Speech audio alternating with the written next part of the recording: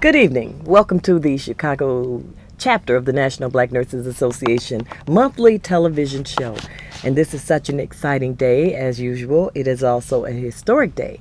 But we are not going to talk about the events that are going on in Illinois right now because the events that are happening to us in our everyday lives are so much more important than the announcement that the governor of Illinois made today. And I'm sure that some of the other stations will be carrying this announcement and all of the brouhaha on those stations for days to come. So we're going to stay with the business of health, because that's where our major concern is. We have a new Congress coming in. I believe it's the 111th Congress. We have a new president-elect.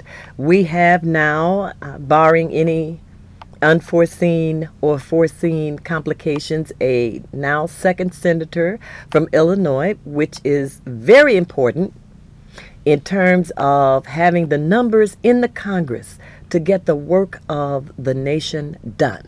That's really what it's all about. The work that we, the people, have chosen these representatives to do. So let us not be dumbed down by all of this other fanfare, and let's stay on point with business. So today I have with me, and I'm very happy to have her, Miss Janet Boyven, and she is the editorial director for national features at Spectrum magazine. And if you're wondering about that magazine, it is a magazine for nurses, by nurses.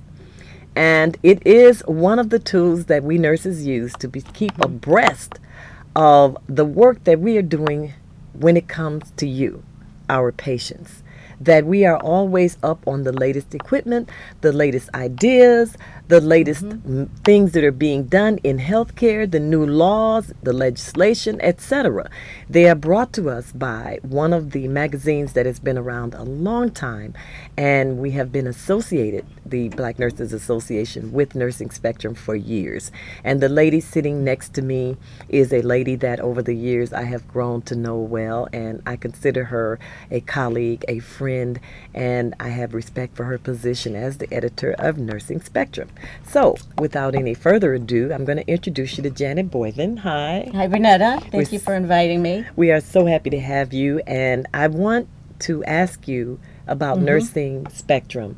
Now, we have a lot of nurses out there who do not belong to Black Nurses, the Chicago chapter of National Black Nurses Association. Perhaps you belong to one of the other organizations or associations, and if so, I believe that Nursing Spectrum touches all of the nursing organizations across the country. Is that right? Right, that's true. Okay, so, and if you are not getting Nursing Spectrum, we're going to tell you how to go online and order your copy and become involved with the Nursing Spectrum magazine, because that's my choice of the magazines that are out there. So Janet Boyven, tell us about Spectrum magazine. Well, it was started by a man from Illinois who lived in Island Lake. It was started about 22 years ago in 1986, and he saw all the money. It was during the last nursing shortage of the 1980s, and he saw all the money that hospitals were spending on recruitment ads for nurses back in the Chicago Tribune. Okay. So he said, I'm going to come up with my own magazine. The articles will be written by nurses, and I'll send it free to all nurses licensed in the Chicagoland area. And he literally produced the first magazine out of his kitchen, and it was financed, I believe, by his family. And it was just the right idea at the right time, and it caught on. It was very successful in Chicago. I never knew that. It was started by a man. Imagine that, because we have such trouble getting males into nursing. Yes, well, his wife was a nurse and his daughter was a nurse. Okay. So I think that's what prompted him. And he was actually, I believe, an ad salesman at one time, and actually a union buster, ironically.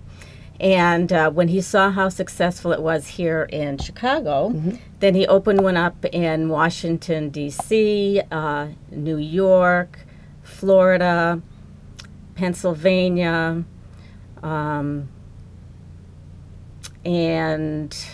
I think that was it. There may be one other location that I'm not mentioning. And it just kind of took off and made quite a bit of money.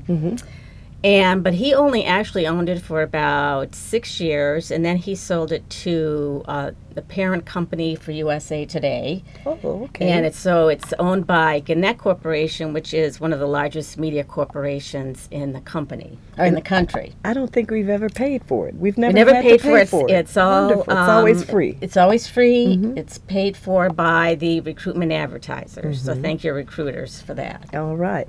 That's great. And you have been with the magazine how long? This is my 17th year, so I'm one of the oldest employees there. Oh. Oldest in terms of seniority. All right. Maybe in age we're too.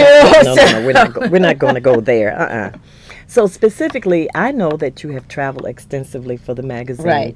And I want you to tell our audience about that and your job is, specifically what your job is with Spectrum. Okay, well, right now what I do, originally I started I was the editor for Chicago, and that's how I got to know you. And I was editor for the Chicago magazine for most of those years, so 15 years. And then recently my job changed, so I am now responsible for all the cover stories, which are different because they're not regionalized cover stories anymore. They're cover stories of national interest. So if you are in D.C., you're going to get the same cover story as you get here in Chicago. That's new, isn't it? That's new, Okay. yes. That's one change. And the other thing I do is I write national stories or edit national stories for our website, too. Okay. All right. I haven't been on the website to read it, but I'll have to go there. So now tell me, with Spectrum Magazine, when you traveled to the Middle East, you went there to cover the nurses that were and still are in the war. Right. And we're anxious to know, what was that like? You know, we forget when we think about war and we think about the armed forces, the Marines, the Air Force, etc. We know that there are women there, but nurses themselves are not too often separated out as That's true. The work that they do. So what happened on your trip? Well, the most recent trip I took was a year from this last September, which was the longest trip. And I went with a photographer from the office. And what we did is we went to 3 different bases. We went to Al-Assad, which is in western part of Iraq, and we saw a transition of medical units from one medical reserve unit to another. And then we went to a base in Tikrit and then to Baghdad.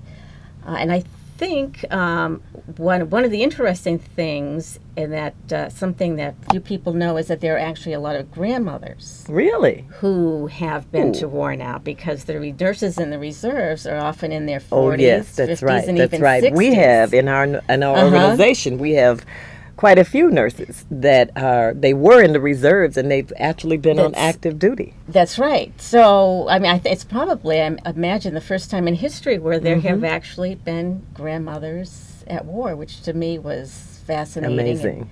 That Not they were reported on a lot, though. No. And they had to go through the same training. They had to, wear the uniforms and the equipment and do the physical training and everything else that a 20-year-old soldier had to do.